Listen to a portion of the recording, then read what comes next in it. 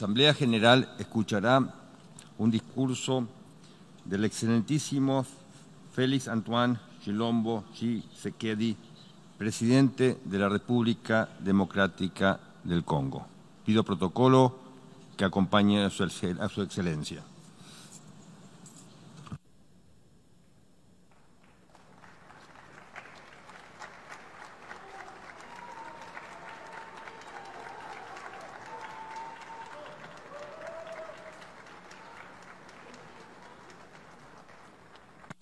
En nombre de la Asamblea General tengo el honor de dar la bienvenida a las Naciones Unidas a Su Excelencia, el señor Félix Antoine Tshilombo Tshisekedi, presidente de la República Democrática del Congo, a quien invito a dirigirse a la Asamblea.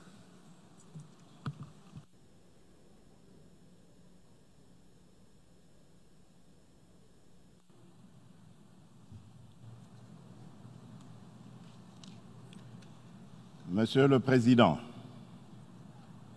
en m'adressant à cette auguste Assemblée, je voudrais, avant de poursuivre mon propos, féliciter Monsieur l'ambassadeur Tijani Muhammad Bande pour sa brillante élection en qualité de président de la 74e session ordinaire de l'Assemblée générale de l'Organisation des Nations unies. Mes félicitations s'étendent aux membres de son bureau et je tiens à formuler à l'ensemble de son équipe mes vœux de succès dans l'accomplissement de cette exaltante mission.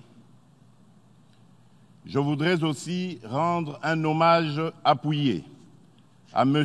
Antonio Guterres, secrétaire général des Nations unies, pour ses efforts inlassables en vue de raffermir notre organisation et renforcer son rôle dans la recherche de solutions aux problèmes qui menacent la paix, la sécurité et la prospérité dans le monde. Monsieur le Président, le thème de la présente session, à savoir dynamiser les efforts multilatéraux pour l'éradication de la pauvreté, l'éducation de qualité, l'action contre le changement climatique et l'inclusion, arrive à point nommé en ce moment particulièrement difficile pour le multilatéralisme. Alors que l'humanité tout entière est engagée dans un élan sans précédent dans le cadre de l'agenda du développement à l'horizon 2030. Cet agenda prévoit la réalisation des objectifs du développement durable, la mise en œuvre du programme d'action d'Addis Abeba sur le financement du développement et l'atteinte des objectifs fixés dans l'accord de Paris sur le climat. Les inégalités et le sentiment d'exclusion sont à l'origine des principales menaces sur la paix, la stabilité et le développement harmonieux. Ils alimentent les flux migratoires incontrôlés des peuples entiers à la recherche d'un meilleur avenir. Aussi bien dans les pays du Nord que dans ceux du Sud, ils accentuent les réflexes xénophobes, la montée en force des populismes, ainsi que la radicalisation des laissés pour compte. Les événements tragiques en Afrique du Sud en sont la pire illustration. Ces mouvements de frustration populaire qui, dans certaines régions, vont jusqu'à nourrir le terrorisme, prennent en otage le débat politique et nous empêchent d'apporter des réponses concertées aux problèmes qui nous affectent tous. Monsieur le Président, j'affirme du haut de cette Assemblée qu'aucun pays dans le monde ne peut à lui tout seul faire face à ces défis. L'unité, la solidarité, la tolérance et la coopération internationale sont des valeurs essentielles reflétées par nos pères fondateurs dans la charte de notre organisation universelle.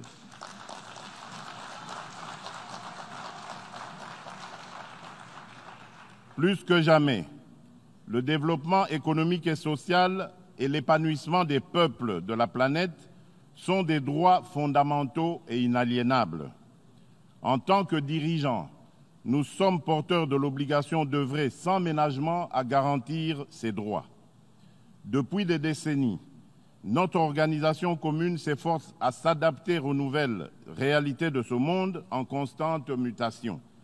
Afin d'être plus apte à relever durablement les défis du développement dans un monde globalisé, nous préconisons une réforme globale du système des Nations Unies, notamment du Conseil de sécurité et des agences du système des Nations Unies.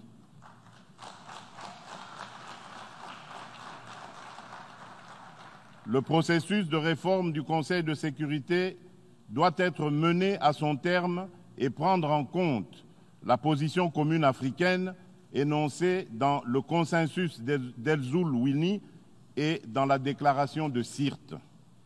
Il n'est pas juste, en effet, que l'Afrique demeure la seule région du monde sans représentation permanente au sein du Conseil de sécurité, alors que l'essentiel des enjeux démographiques, sociaux et environnementaux de la planète sont intrinsèquement liés à notre continent. Nous voulons une configuration du Conseil de sécurité juste et équitable, plus représentative des peuples du monde dans leur diversité et comptable de ses actes.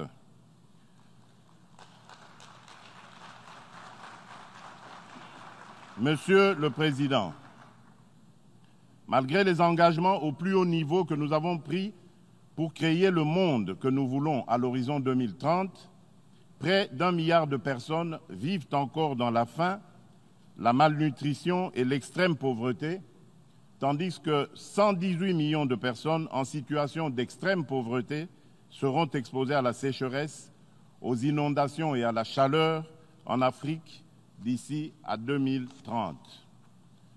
Nous ne pouvons accepter la simple hypothèse d'un éventuel échec des engagements mondiaux à l'horizon 2030, surtout après le résultat très mitigé, en Afrique tout particulièrement, de la campagne des objectifs du millénaire pour le développement.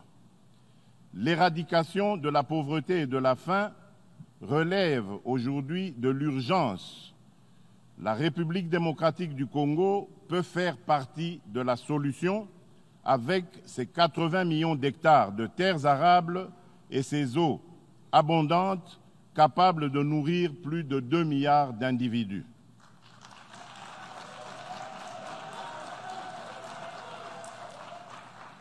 Le défi de l'accès à une éducation de qualité pour tous, second sujet du thème de la présente session, nous interpelle tout particulièrement car l'expérience du développement des décennies post-indépendance a renforcé notre conviction qu'il n'est de richesse que l'homme. C'est pourquoi, depuis 2011 déjà, nous avions fait nôtre l'idée force de l'agenda 2030 de ne laisser personne pour compte. Leave no one behind.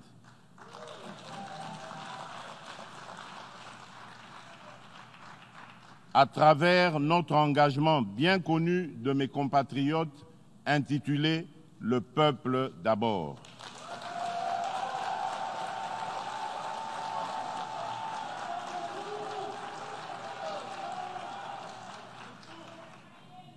Aussi, les grandes priorités sociales de mon mandat sont définies comme suit. Premièrement, rendre effective la gratuité de l'éducation primaire dans l'enseignement public tel que l'exige la Constitution de mon pays. Cet engagement est effectif depuis le début de ce mois sur toute l'étendue du territoire national. Il portera en une année la part des dépenses d'éducation de 8% à près de 20% du budget de l'État, soit un niveau proche des standards recommandés par l'UNESCO. Deuxièmement, promouvoir une meilleure adéquation entre l'enseignement et l'emploi à travers une stratégie de formation technique et professionnelle ambitieuse, conçue et mise en œuvre en partenariat avec le secteur privé. Troisièmement, faire progresser le chantier de la couverture santé universelle. Nous espérons ainsi qu'à la fin de l'année prochaine, plus de 8 millions de Congolais supplémentaires auront accès à un système efficace de couverture maladie. D'autre part, la République démocratique du Congo vient de circonscrire son plan national du numérique, dont la mise en œuvre impactera l'ensemble des secteurs de la vie nationale. En outre, la numérisation de l'économie permettra au pays d'enregistrer des progrès rapides dans la lutte contre la corruption et divers crimes économiques. Monsieur le Président, nos démocraties étant devenues particulièrement exigeantes et impatientes, il nous faut trouver des moyens de mise en œuvre de nos ambitions qui sortent des sentiers battus. Aussi, ai-je initié un vaste programme d'urgence de développement communautaire qui servira de levier pour accélérer la résorption des inégalités socio-économiques et spatiales au sein des villes et territoires. Il s'agira d'un programme spécial, multisectoriel et intégré, que je piloterai personnellement en vue de rattraper tant soit peu le retard du pays dans sa marche vers la réalisation des objectifs mondiaux de développement. Ce programme bénéficiera de l'appui stratégique et financier de l'ensemble des partenaires et de l'accompagnement du Programme des Nations Unies pour le développement. Il vise à accroître l'accès des populations aux services sociaux de base, notamment à travers la promotion des microcentrales hydroélectriques rurales, dont plus de 700 sites sont déjà identifiés. Le programme vise également le développement du capital humain ainsi que le renforcement de la connectivité des territoires à travers les pistes rurales. Monsieur le Président, le développement socio-économique de l'humanité à l'horizon 2030 sera durable ou ne le sera pas. À cet égard, notre sort à tous, riches ou pauvres, est plus que jamais lié.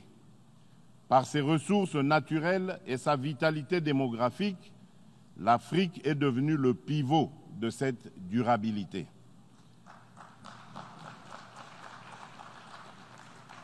Dans cette Afrique, la nature a fait de mon pays le dépositaire de 47% des forêts du continent, lui conférant une responsabilité majeure face aux enjeux de survie de notre planète. J'ai déjà eu à le rappeler à plusieurs reprises. Il est impérieux et urgent de mettre à la disposition de notre continent de nouvelles sources d'énergie et de nouveaux modes de production compatibles avec la préservation de l'environnement et l'affirmation de notre droit inaliénable au développement. Nous sommes résolument engagés dans la protection de nos forêts. Cependant, la préservation de notre patrimoine naturel ne peut se faire au détriment de notre développement.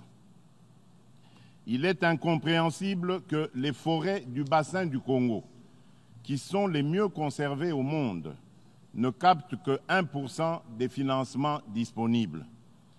Il est impératif que toute l'architecture financière internationale, en ce compris le Fonds monétaire international dans son rôle catalytique en matière de financement du développement, intègre davantage la donne environnementale dans son analyse des critères et des défis macroéconomiques liés à ces interventions dans les différents pays.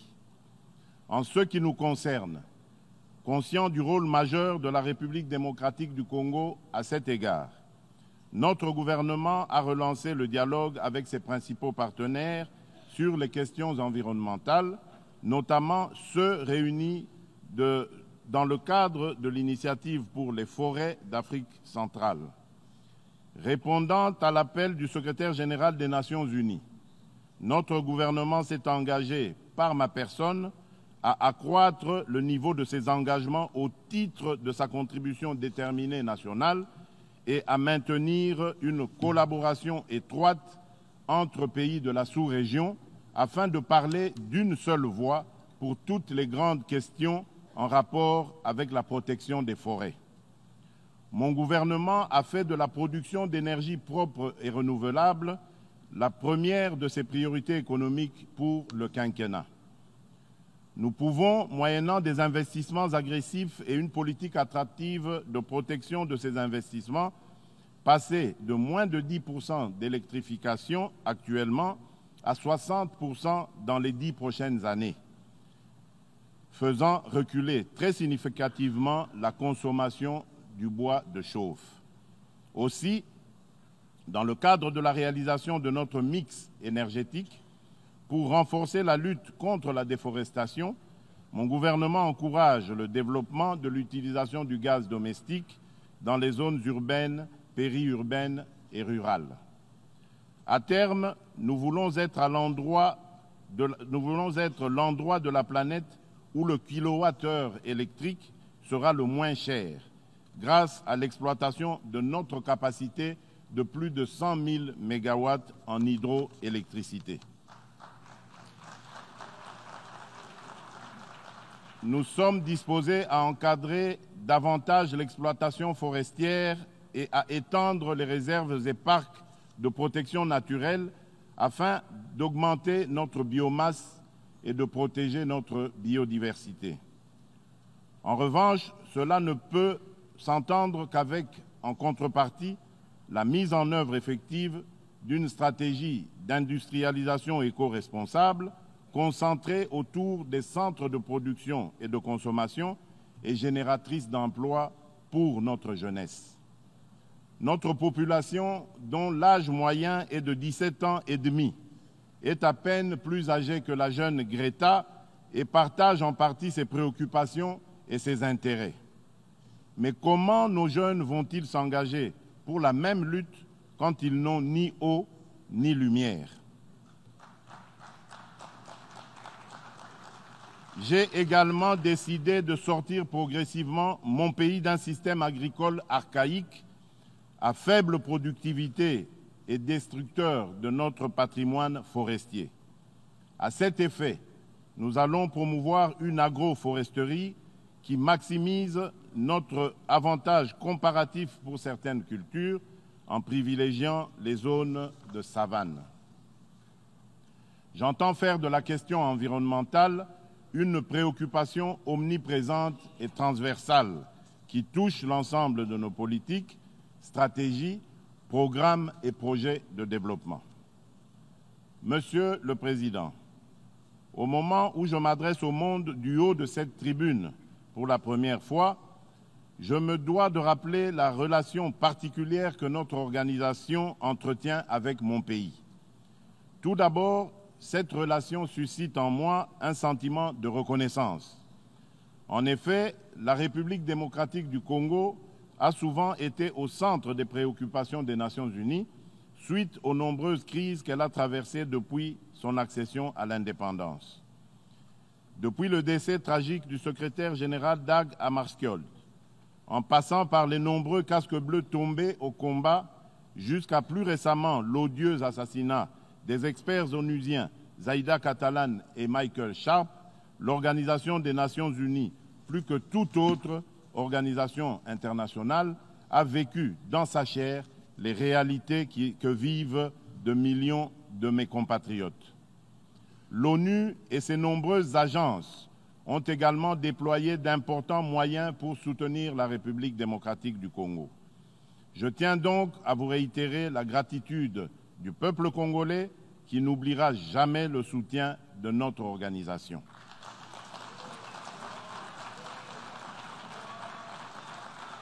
Cela étant dit, je ne peux m'empêcher de regretter que l'histoire de mon pays soit si douloureusement liée à l'ONU qui, 24 années durant, sur nos 59 années d'indépendance, y a déployé une mission de paix. Pourquoi, malgré cette longue présence, la plupart des espoirs de paix et de développement ont été déçus? Au-delà des choix et des responsabilités internes, on ne peut pas observer le Congo ou l'Afrique en isolation du reste du monde et des intérêts des autres. Que serait la trajectoire du Congo sans l'assassinat de Patrice Emery Lumumba? Que serait devenu mon pays si on l'avait laissé poursuivre son apprentissage démocratique pacifique de l'après-guerre froide sans passer par le détour d'une guerre venue d'ailleurs? Et sans vouloir remonter aussi loin dans le temps, nous vivons chaque jour ces chocs d'intérêts qui expliquent le plus souvent la fragilité récurrente de la République démocratique du Congo.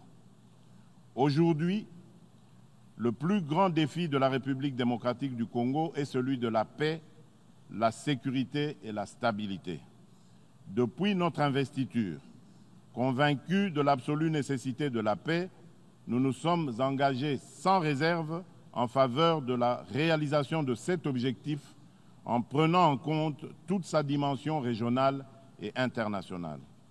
C'est dans cette perspective que j'ai proposé en juillet dernier au 39e sommet de la SADC tenu à Dar es Salaam la création d'une coalition régionale à l'image de la coalition mondiale contre le terrorisme pour éradiquer le fléau de l'insécurité créé par les groupes armés d'origine interne et externe. À l'est de mon pays, nos forces de sécurité se battent au quotidien avec le concours de la MONUSCO, déterminée à éradiquer les forces négatives qui sèment la mort et la désolation au sein de nos populations. Certains de ces mouvements rebelles, notamment les ADF-MTN, opèrent par des actes terroristes conformes à leur appartenance à Daesh, ce qui constitue une nouvelle menace tant pour mon pays que pour la sous-région. Comme si les conflits et l'instabilité ne suffisaient pas, ces contrées de l'Est de la République démocratique du Congo sont affectées depuis une année par une épidémie de la maladie à virus Ebola. Compte tenu de la gravité de la situation, j'ai mis en place en mai dernier une cellule technique qui travaille sous ma supervision, composée d'experts de renommée internationale et dirigée par notre compatriote, le professeur Jean-Jacques Mouyembe, qui est celui qui a identifié le virus d'Ebola et dont les travaux de recherche ont conduit à la découverte du MB114, une molécule thérapeutique pour le traitement de cette maladie.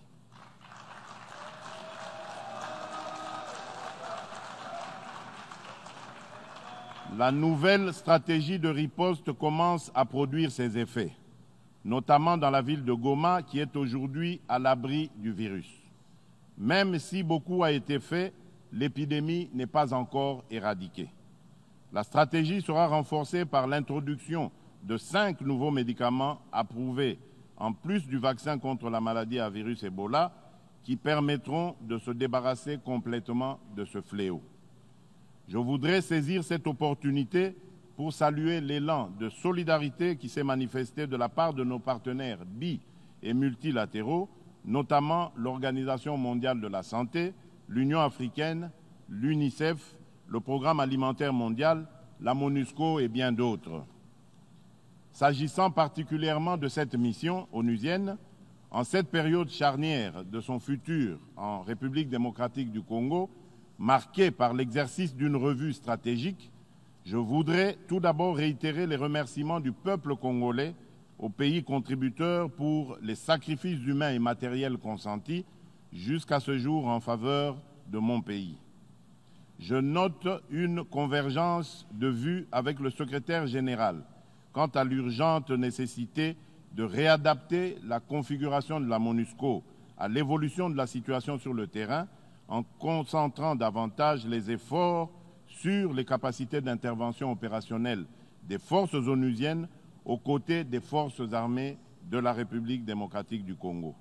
En d'autres termes, la République démocratique du Congo a encore besoin de la MONUSCO, mais d'une MONUSCO non pléthorique, bien équipée, forte et dotée d'un mandat adapté à l'image de la brigade d'intervention rapide qui avait jadis aidé à mettre en déroute le mouvement rebelle des M23.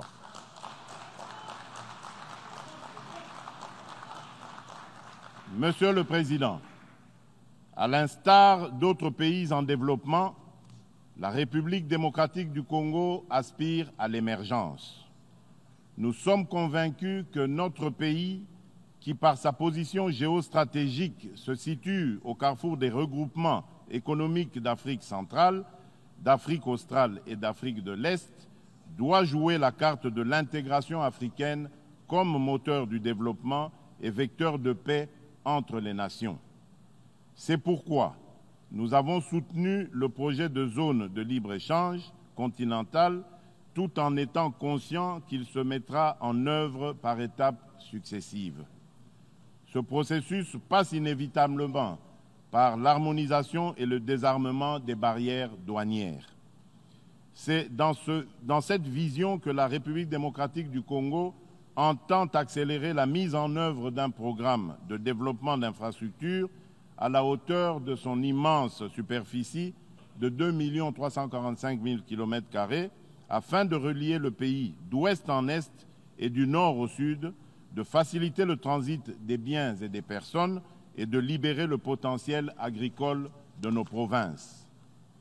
Monsieur le Président, aujourd'hui, la République démocratique du Congo détient environ 70% des réserves mondiales des métaux stratégiques indispensables pour réaliser la transition énergétique et numérique qui s'impose à l'humanité.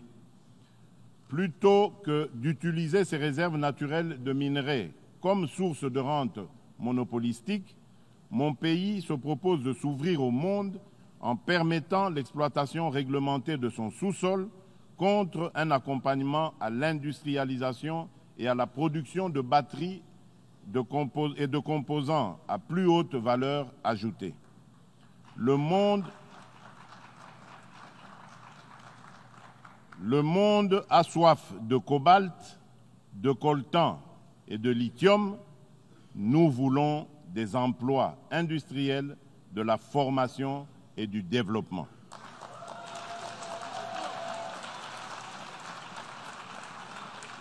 Enfin, la République démocratique du Congo dispose de 53% des réserves en eau douce de l'Afrique. Et une gestion durable de ce potentiel permettra un jour d'étancher la soif d'un quart des habitants de la planète. Monsieur le Président, nous vivons aujourd'hui une crise profonde de l'ordre international libéral. La loi du plus fort ne fera que renforcer les frustrations et les violences. À titre d'illustration, les récentes attaques contre des installations pétrolières en Arabie saoudite font craindre le risque d'un embrasement autour du détroit d'Ormuz qui paralyserait l'économie mondiale. Nous avons le devoir de dénoncer toute forme de réaction violente aux problèmes politiques qui peuvent se régler dans le dialogue et la concertation. Sommes-nous disposés à définir un nouvel ordre mondial au sein duquel l'Afrique et la République démocratique du Congo joueront le rôle que leur confèrent les mutations enregistrées? Je crois qu'une nouvelle voie est possible, sans doute la plus difficile, sans doute la plus complexe, la plus exigeante, qui nous impose de sortir des sentiers battus. Monsieur le Président, mon pays, la République démocratique du Congo, qui venait d'organiser pour la 3e fois des élections démocratiques et apaisées, a eu le bonheur de vivre, pour la première fois de son histoire, une alternance pacifique et démocratique, alors que bon nombre d'observateurs brossaient un tableau plutôt sombre et pessimiste de l'issue du processus électoral. Cette victoire historique est avant tout celle du peuple congolais, dont les intenses sacrifices consentis au cours de ces dernières années ont été récompensés par l'aboutissement heureux d'un processus électoral à haut risque. C'est aussi l'occasion de remercier la communauté internationale, notamment les pays de la SADC, le Kenya, l'Égypte et les USA, qui, sans atermoiement, ont encouragé ce pas de géant accompli par mon pays dans le processus de construction d'un État de droit. Depuis mon investiture, je m'emploie à considérer cette avancée démocratique en garantissant l'ensemble des droits et des libertés. Personne n'est harcelé pour ses opinions. La République démocratique du Congo ne compte plus de prisonniers de conscience. Nul ne ressent le besoin d'émigrer pour sauver sa vie ou préserver sa sécurité du fait de ses convictions politiques ou de ses associations particulières.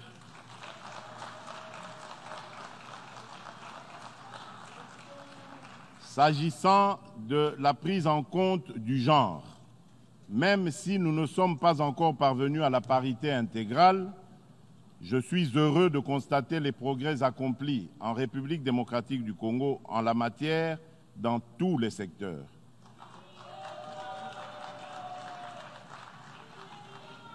En faisant passer le taux de participation des femmes de 6% à 18%, le gouvernement actuel a atteint le niveau le plus élevé de participation féminine de l'histoire de mon pays.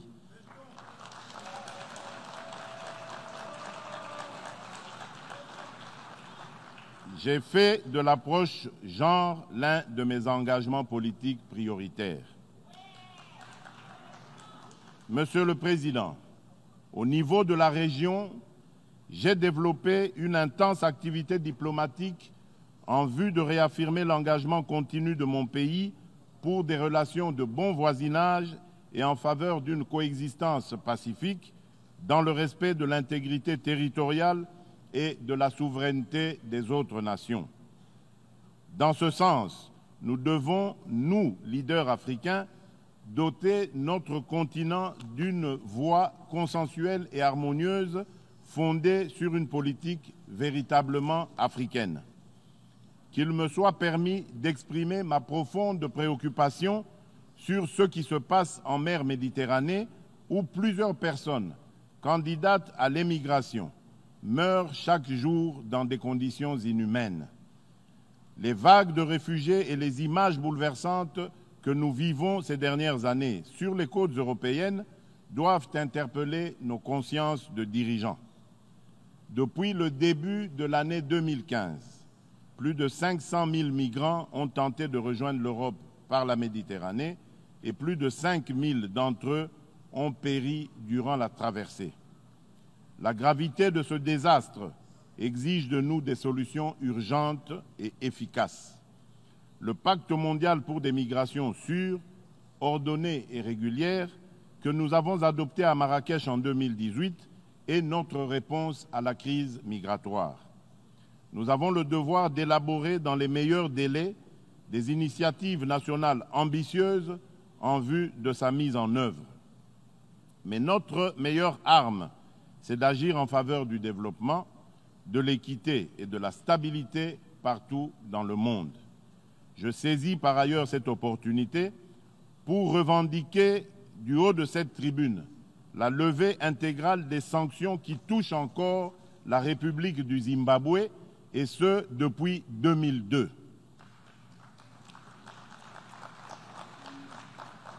Ces sanctions ne se justifient plus dès lors que le pays a ouvert un nouveau chapitre de son histoire et s'est montré ouvert à coopérer avec le monde. Le maintien de ces sanctions est injuste. Il entrave l'attractivité du pays aux investissements étrangers et il affecte non seulement le Zimbabwe, mais aussi l'ensemble de la région. Monsieur le Président, Mesdames, Messieurs, la priorité absolue de mon action est d'offrir une perspective de dignité à nos populations, de promouvoir la création d'emplois, notamment pour les jeunes, et de lutter contre la précarité et l'exclusion. Et cette Assemblée qui veut réduire les inégalités et construire un monde plus inclusif peut être le porte-voix de ces laissés pour compte.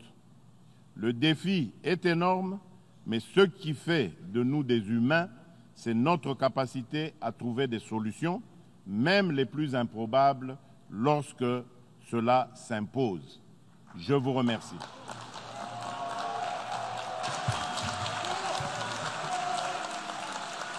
En nombre de la Asamblea General, deseo dar las gracias al excelentísimo Félix Antoine Chilombo Tshisekedi por la declaración que acaba de formular.